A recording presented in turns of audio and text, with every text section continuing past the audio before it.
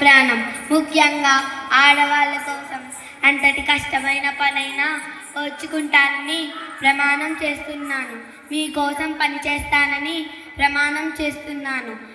ఇలా ప్రమాణం చేసిన నేను కొంతమంది ఆడవాళ్లకు దేవుడిగా పరిచయమయ్యాను.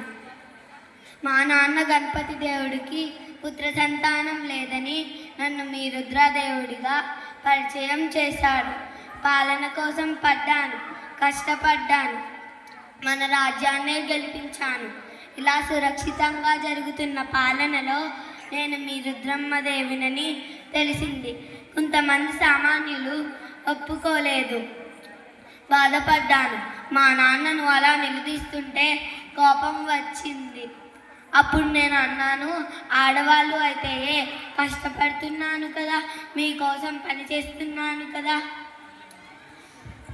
నేను రాజు అని తెలిసినప్పుడు జయహోల్ కొట్టిన మీరే నేను రాణినని తెలియగానే ఎందుకు అంగీకరించట్లేదు? నా కాకతీయ ప్రజలారా, ఒకే తల్లి పాలు తాగితే అన్నా తమ్ముళ్ళు అవుతారు కదా. ఒకే నది నీళ్లు తాగిన వాళ్ళు అన్నా తమ్ముళ్ళు, అక్క చెల్లెళ్ళు కదా. భరత్ మాతాకి.